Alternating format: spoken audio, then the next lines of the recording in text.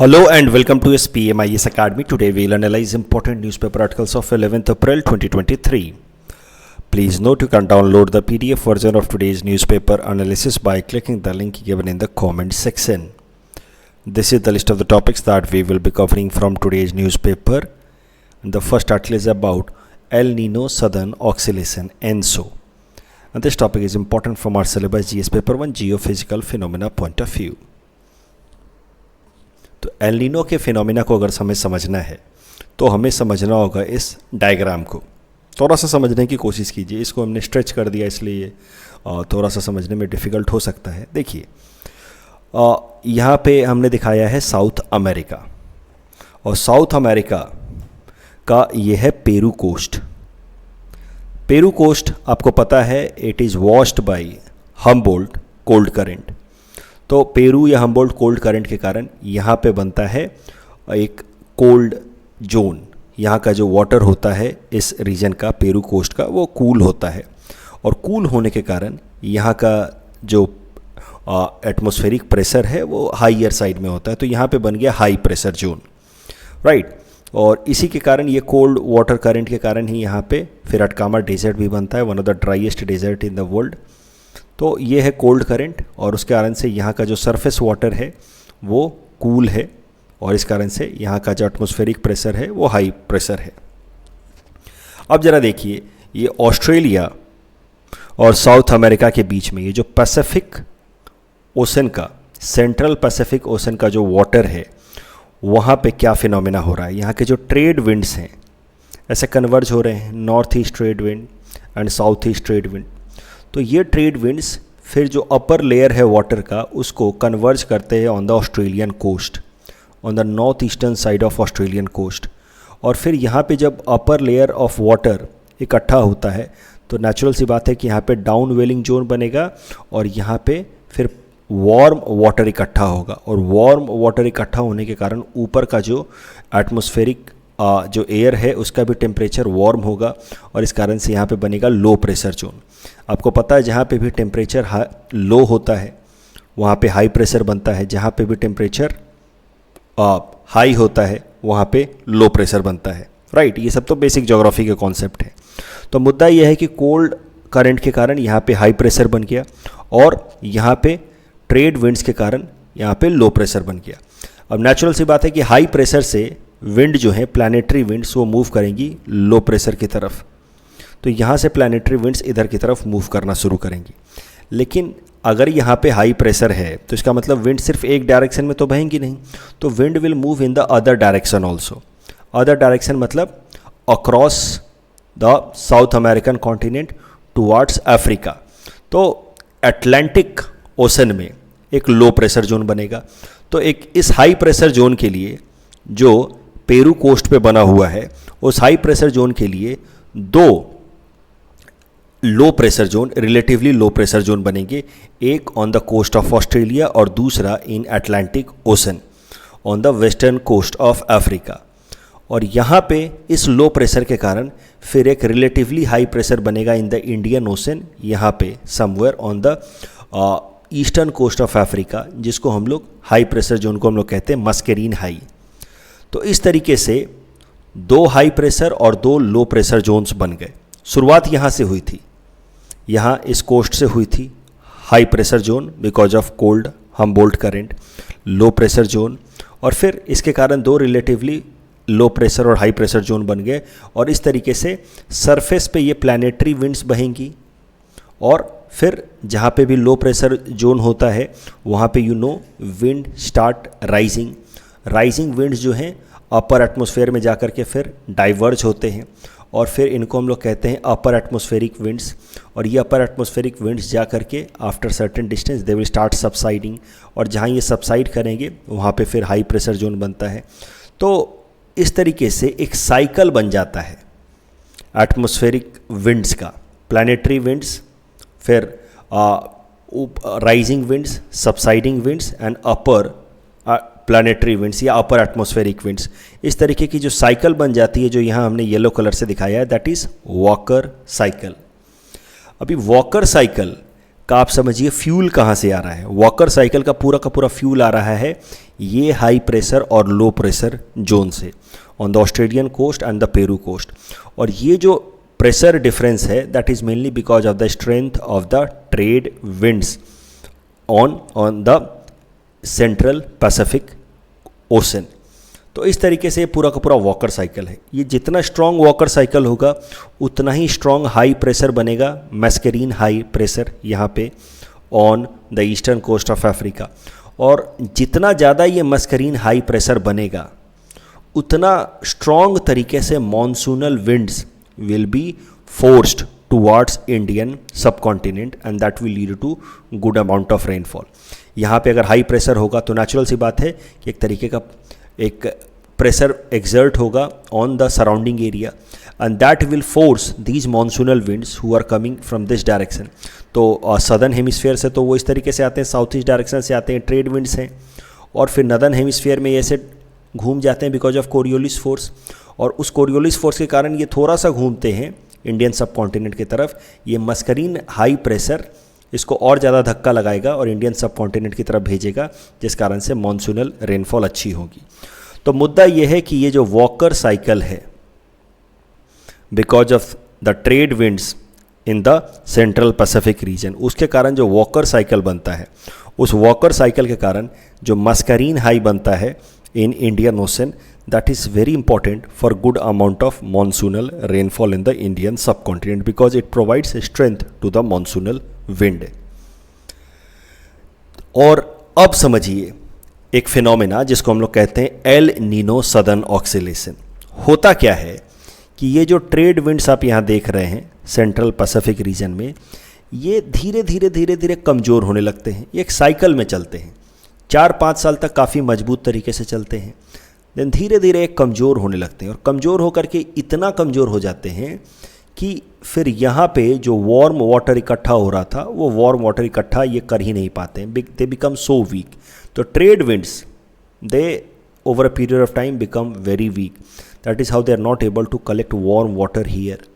और इस कारण से यहाँ का जो वाटर है वो डिस्पर्स होने लगता है, वार्म वाटर डिस्पर्स होने लगता है। तो मुद्दा ये है कि जब यहाँ पे वार्म वाटर कलेक्ट ही नहीं कर पाएंगे trade wind because of their weakening forces, तो ये लो प्रेशर बनेगा नहीं। जब लो प्रेशर बनेगा नहीं तो ये पूरा का पूरा जो साइकिल था, जो वॉकर साइकिल का कोर था, high pressure zone on the Peru coast and low pressure zone on the north eastern Australian coast, ये जब टूटने लगेगा तो पूरा का पूरा वॉकर साइकिल टूटने लगेगा। और जब वॉकर साइकिल टूटने लगेगा तो Mascarene high pressure belt will no longer remain very high और स्ट्रॉन्ग। और जब मस्करीन हाई प्रेशर बेल्ट कमज़ोर होगा तो फिर मॉनसून धीरे धीरे कमज़ोर होने लगेगा। तो क्या पॉइंट है यहाँ पे ज़रा समझिए। जब पेरू कोस्ट पे हाई प्रेशर रहता है और ऑस्ट्रेलियन कोस्ट पे लो प्रेशर बना रहता है, ऐसे सिचुएशन को कहा जाता है ला नीना। और वैसे टाइम में इंडिया के अंदर अच्छी बारिश होती है, लेकिन over a period of time यहाँ पे जो लो प्रेशर है वो उतना लो नहीं रहता, यहाँ का जो हाई प्रेशर है वो उतना हाई नहीं रहता। तो रिलेटिवली ये जो साइकिल है वो वीक हो जाता है, वॉकर साइकिल टूट जाता है। ऐसे सिचुएशन को कहा जाता है एल नीनो। और उस टाइम में बारिश इंडिया के अंदर कमज़ोर हो जाती है।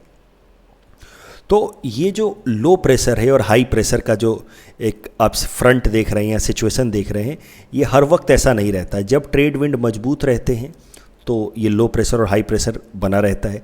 जब ट्रेड विंड कमज़ोर होते हैं तो धीरे धीरे ये लो प्रेशर ब्रेक हो जाता है, ये हाई प्रेशर ब्रेक हो जाता है। फिर over a period of time 4-5 साल के साइकिल के बाद वापस से ये ट्रेड विंड मजबूत होने लगते हैं, फिर से यहाँ लो प्रेशर बनता है, फिर से हाई प्रेशर बनता है, हाई टेम्परेचर लो टेम्परेचर। तो ये जो साइकिल है जिसमें यहाँ पे लो प्रेशर हाई टेम्परेचर, यहाँ पे हाई प्रेशर लो टेम्परेचर, ये जो साइकिल है ऑक्सीलेशन है कि कभी ये यहाँ पे high temperature low pressure, high temperature low pressure, ये जो ऑक्सीलेशन है इसी को कहा जाता है अल नीनो सदर्न ऑक्सीलेशन। तो बेसिकली इंडिया का जो क्लाइमेटिक कंडीशन है it depends on many factor of course, but one of the important factor is this L Nino southern oscillation. ये ऑक्सीलेशन होता रहता है जब पेरू कोस्ट पे कोल्ड वाटर, ऑस्ट्रेलियन कोस्ट पे वार्म वाटर के कारण लो प्रेशर, और इस तरीके से साइकिल बनता है तो अच्छी बारिश होती है। और जब यहाँ का कोस्ट, पेरू का कोस्ट धीरे धीरे वार्म होने लगता है, रिलेटिवली वार्म होने के लिए यहाँ पे हमने इसको रेड कलर से दिखाया है, और ऑस्ट्रेलियन कोस्ट रिलेटिवली ठंडा होने लगता है, इसके लिए हमने इसको ब्लू कलर से दिखाया है। तो ये साइकिल टूटने लगता है, broken walker cycle. And broken walker cycle mainly happens because of the weakening trade winds. ये अब ट्रेड विंड कमज़ोर होंगे तो नेचुरली यहाँ पे वार्म वाटर इकट्ठा नहीं होगा, और वैसे हालत में इंडिया के अंदर बारिश अच्छी खासी नहीं होती। तो ये जो कोल्ड एंड वार्म वाटर का जो ऑक्सीलेशन आप देख रहे हैं, यहाँ पे ठंडा यहाँ गर्म, फिर कुछ दिनों बाद ये होता है लानीना कंडीशन, फिर कुछ दिनों बाद यहाँ ठंडा यहाँ गर्म, ये होता है एल नीनो कंडीशन। इसी oscillation of the temperature, relative temperature of the water को कहा जाता है El Nino southern oscillation, and that has an impact over Indian monsoonal rainfall. ये है La Nina condition, southern American coast पे ठंडा पानी, ऑस्ट्रेलियन कोस्ट पे वार्म वाटर, पूरा का पूरा वॉकर साइकिल बना हुआ है मजबूत, मस्करीन हाई प्रेशर जोन बना हुआ है leading to good amount of rainfall. और फिर ये ऑक्सीलेशन होगा, ऑस्ट्रेलियन वार्म वाटर जो है धीरे धीरे पेरू कोस्ट पे चला गया, और रिलेटिवली ऑस्ट्रेलियन जो कोस्ट है वो ठंडा हो गया और पेरू कोस्ट वार्म हो गया। Such condition is known as El Nino condition, the cycle is broken. और वैसे हालात में आप देखेंगे कि ऑस्ट्रेलियन कोस्ट पे टेम्परेचर काफ़ी कम हो जाता है। इस कारण से जब टेम्परेचर कम होगा तो वहाँ का मॉइस्चर, एयर के अंदर का मॉइस्चर कम होगा। जब मॉइस्चर कम होगा तो एयर के अंदर ड्राइनेस आएगा, और ड्राइनेस आने के कारण ऑस्ट्रेलिया के अंदर ड्रॉट आने लगता है, और फिर फॉरेस्ट फायर्स का भी प्रॉब्लम देखा जाता है ऑस्ट्रेलिया में। और जब ऑस्ट्रेलिया में ड्रॉट आ रहा है बिकॉज वॉकर साइकिल कमज़ोर हो गया है, तो इस कारण से मस्करीन हाई प्रेशर भी कमज़ोर हो जाता है। उस वक्त इंडिया के अंदर भी मानसून कमज़ोर हो जाता है, और इंडिया के अंदर भी रेनफॉल कम होता है और ड्रॉट के कंडीशन बनते हैं। तो प्रीलिम्स के लिए सारी चीज़ें आपको समझनी होगी कि जब एल नीनो कंडीशन बनता है तो इंडिया के अंदर तो पुअर मानसून है ही because of weaker Mascarene, but logically Australian coast पे भी water has become relatively cooler, and that leads to drought in Australia and drought in Indian subcontinent. जबकि वहीं पेरू कोस्ट पे वार्म वाटर इकट्ठा हो गया है, इस कारण से वहाँ के ऊपर का जो एटमॉस्फेरिक एयर है उसका भी मॉइस्चर थोड़ा बढ़ जाता है, जिस कारण से अटकामा डेजर्ट जो नॉर्मली बहुत ठंडा रहता है, बहुत ड्राई रहता है, वहाँ पे भी थोड़ी बहुत रेनफॉल हो जाती है ड्यूरिंग एल नीनो कंडीशन। तो मज़ेदार बात है कि अटकामा डेजर्ट, जहाँ जो नॉर्मली डेजर्ट है, वहाँ पे बारिश हो रही है एल नीनो के टाइम में, और ऑस्ट्रेलिया और इंडिया के अंदर एल नीनो के टाइम में ड्रॉट का कंडीशन है। क्यों हम लोग पढ़ रहे हैं करंट कॉन्टेक्स्ट में?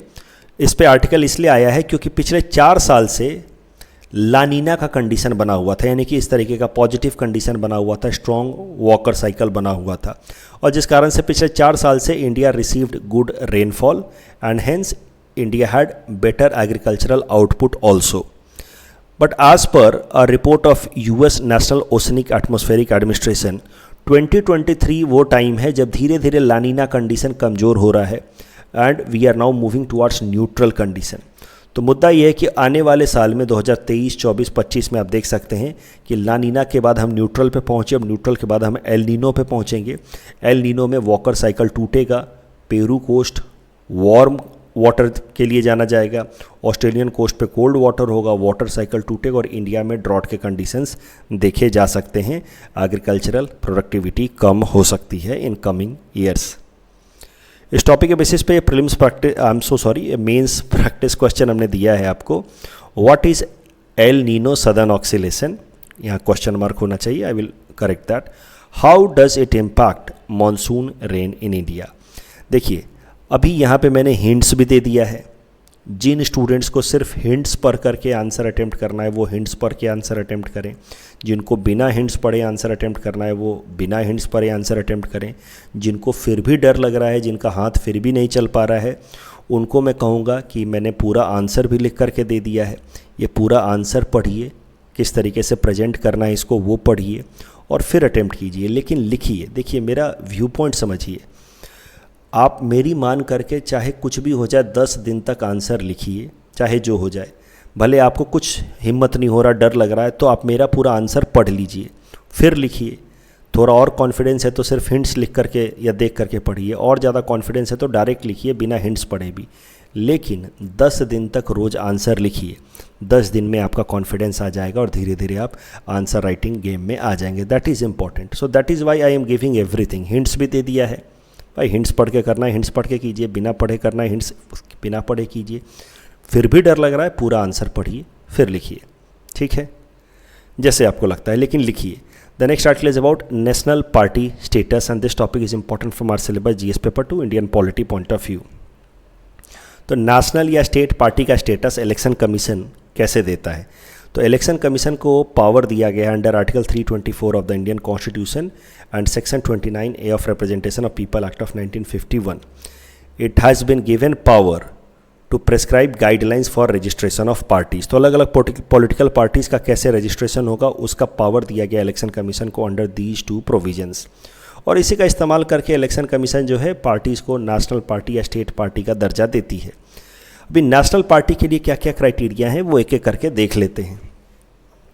अ party if it is recognized in 4 और more states as a state party then it will be automatically given or it will be given as a status of national party by election commission of India। और या तो ये है, नहीं तो this party must have at least 6% of the valid votes in any 4 or more states in last Lok Sabha or assembly election, legislative assembly election, and has at least 4 MP in last Lok Sabha।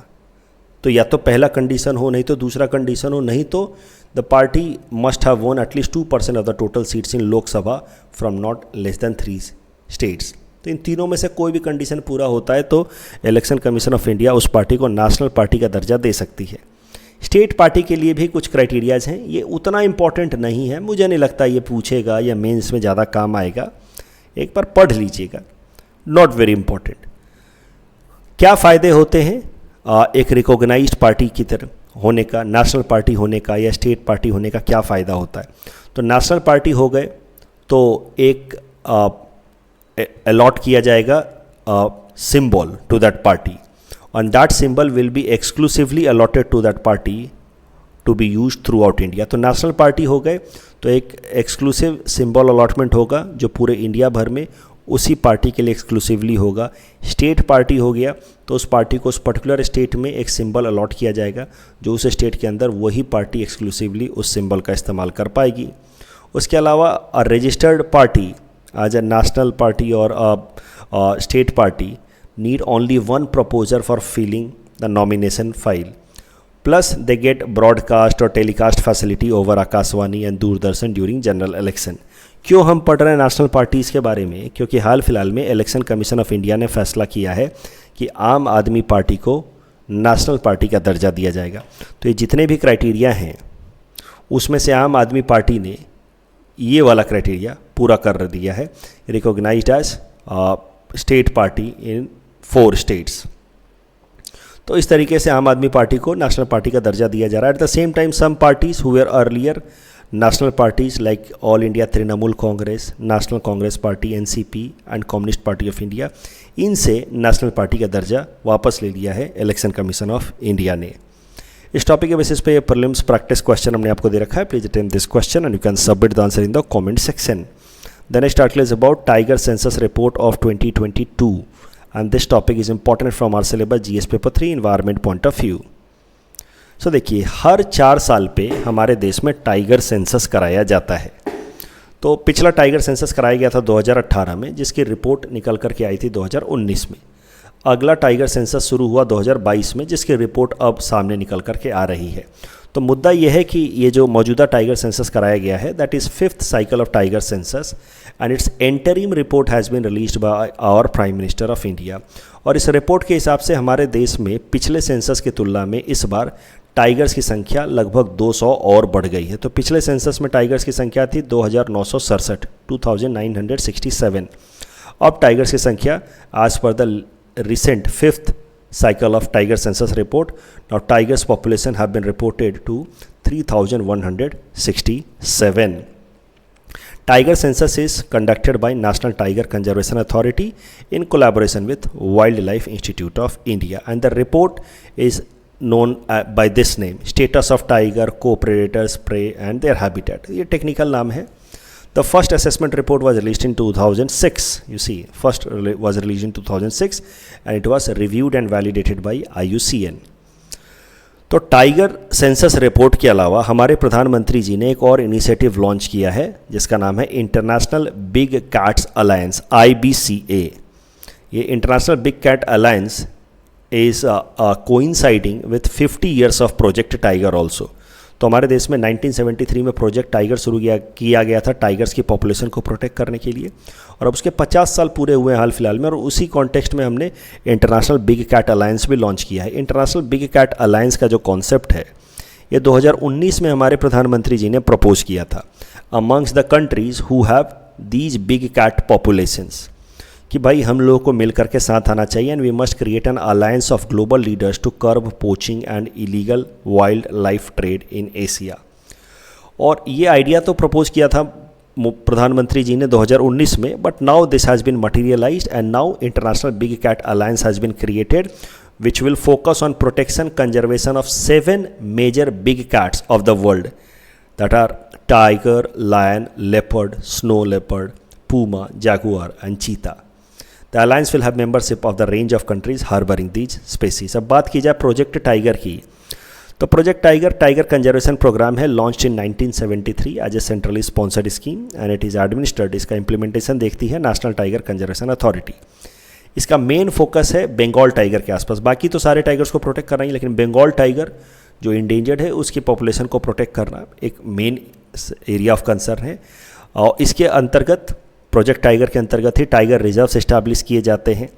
अभी आज के time में हमारे देश में 54 tiger reserves हैं, but the first tiger reserve was Bandipur tiger reserve of Karnataka. एक M stripes programme शुरू किया गया under project tiger only, monitoring system for tigers, that is an intensive protection and ecological status program, जिसके अंतर्गत software based monitoring system develop किया गया है ताकि टाइगर्स की पेट्रोलिंग की जा सके, ताकि उनकी पोचिंग को अवॉइड किया जा सके। तो एम स्ट्राइप्स प्रोग्राम इंपॉर्टेंट है। टाइगर्स को इस सॉफ्टवेयर बेस्ड मॉनिटरिंग सिस्टम के अंतर्गत उनको मॉनिटर किया जाता है, उनके पॉपुलेशन को काउंट करने के लिए या फिर उनके रिलेटेड पोचिंग को अवॉइड करने के लिए। इस टॉपिक के बेसिस पे ये प्रीलिम्स प्रैक्टिस क्वेश्चन हमने आपको दे रखा है। Please attempt this question and you can submit the answer in the comment section. Project tiger पे ये हमने मेंस प्रैक्टिस क्वेश्चन भी यहाँ दे रखा है। 10 मार्कर का सवाल है, छोटा सा सवाल है। What is project tiger? Highlight persistent threats faced by tigers across habitats. तो पहला वाला पार्ट तो सिंपल ही है, प्रोजेक्ट टाइगर से रिलेटेड जो बेसिक आइडियाज़ हैं वो मैंने यहाँ लिख दिए हैं, आप देख लेना, हिंट्स है ये दूसरा पार्ट में समझा देता हूँ। अगर आप देखें तो हमारे देश के अंदर टाइगर्स के हैबिटेट्स को बेसिकली 5 पार्ट में डिवाइड करके देखा जा सकता है। पहला पार्ट है Shivalik and Gangetic plains. Shivalik and Gangetic plains में टाइगर की पॉपुलेशन धीरे धीरे श्रिंक हो रही है because of excessive infrastructural projects that has led to fragmentation of the habitats of the tiger in Shivalik and Gangetic plains. बात की जाए सेंट्रल इंडिया की, तो सेंट्रल इंडिया में भी population of the tigers is declining only little bit. There are areas like Kawal tiger reserve in Telangana या Satkosia tiger reserve in Odisha, there the population of tiger has gone extinct. तीसरा अगर बात की जाए सुंदरबन की, तो सुंदरबन में मेजर प्रॉब्लम फेस किया जा रहा है क्लाइमेट चेंज रिलेटेड सी लेवल राइज की, that is having negative impact on the local vegetation and ultimately impacting the population of tigers. North eastern states और वेस्टर्न घाट्स ऐसे टाइगर हैबिटेट्स हैं जहाँ पे टाइगर्स की पॉपुलेशन काफ़ी ज़्यादा स्टेबल है। वेस्टर्न घाट में स्टेबल ही नहीं, यहाँ पे टाइगर्स की पॉपुलेशन फ्लरिश भी कर रही है। तो मुद्दा ये है कि 3 जगहों की शिवालिक्स, कल सेंट्रल इंडिया और सुंदरबन में टाइगर्स की पॉपुलेशन से रिलेटेड जो इनिशिएटिव्स हैं वो उतने फ्रूटफुल नहीं हैं। North east is doing okay, western Ghats में टाइगर की पॉपुलेशन फ्लरिश हो रही है। ये होगा दूसरे पार्ट का जवाब। The next topic is about elephant whisperer. इसके बारे में तो आपने सुन ही लिया होगा पहले ही, लेकिन कुछ चीज़ें जो रट सकते हैं हम, जो हमारे मेंस आंसर राइटिंग में काम आ सकता है एथिक्स पेपर में, वो ज़रा देखते हैं। तो आपने सुना होगा the elephant whisperer, a Tamil documentary movie that won Oscar for best documentary short film category in 95th academy award, directed by Kartiki Gonsalves and Guneet Monga. Not important from mains perspective. इसमें जो नाम याद रखने हैं वो ये हैं, Bomman and his wife Bellie, they have devoted entire life to foster orphaned elephant calves। तो छोटे छोटे एलिफेंट्स के बच्चों का टेक केयर करने का काम शुरू किया इन्होंने, और अपना लगभग पूरा जीवन बोमन ने और बेली ने इसके ऊपर लगाया है, और इन्हीं के ऊपर ये मूवी है, इन्हीं को रिफ्लेक्ट किया गया इस मूवी में, बोमन एंड बेली को। दे बिलोंग टू कट्टू नायक tribe, which is one of the 75 particularly vulnerable tribal group of India, which is settled in Tamil Nadu and Kerala। तो मान लीजिए कि कभी एथिक्स में आप आंसर लिख रहे हो इन्वायरमेंटल एथिक्स पे, या अगर आप एग्जाम्पल दे रहे हैं इम्पैथी या कॉम्पैसन का, तो इम्पैथी या कॉम्पैसन जो है वो सिर्फ इंसानों के लिए नहीं होना चाहिए, इंसानों के प्रति नहीं होना चाहिए। इम्पैथी या कॉम्पैशनेट इंसान will carry that compassion for animals also, and Bomman and Bellie have exhibited best example of compassion towards animals. They have devoted their entire life towards taking care of young calves, abandoned elephant calves. The next article is about international prize in statistics, and this topic is important from prelims exam point of view. Important है लेकिन prelims perspective से, हमारे देश के Indo-American mathematician C.R. Rao has been awarded with international prize in statistics 2023। ये जो international prize in statistics है, इसको मैथमेटिक्स का नोबेल प्राइज़ माना जाता है, हर 2 साल में एक बार दिया जाता है, and it is given by collaboration amongst 5 leading institutes in the field of statistics. India America based professor C.R. Rao साहब को ये अवार्ड मिला है, international prize in statistics. He is a professor at Pennsylvania state university. Bharat की तरफ से भी इनको कई सारे रिकॉग्निशंस मिले। He got Padma Bhushan and Padma Vibhushan award also, यानी कि भारत रत्न से बस एक अवार्ड उनको कम, एक स्टेप पीछे हैं वो। तो याद रखिएगा, अगले पीटी के लिए इंपॉर्टेंट हो सकता है। ये सब फैक्ट्स हैं। इस बार टाइगर सेंसस रिपोर्ट से ये निकाला है हमने, एलिफेंट विस्परर से ये निकाला है। सब मेंस का फोल्डर कंटेंट वाला सेक्शन है, धीरे धीरे बिल्ड होते रहने दीजिए। जब 500-600 टॉपिक्स हो जाएंगे तो it will directly help you in answer writing. कल जो हमने आपको प्रैक्टिस क्वेश्चन दिया था उसका आंसर देख लेते हैं। टेम्पो से रिलेटेड पहला स्टेटमेंट सही है, लेकिन दूसरा गलत है, because it is placed in geostationary earth orbit. And anaemia Mukt Bharat initiative belongs to ministry of health and family welfare. That's all from our side for today. Thanks for watching.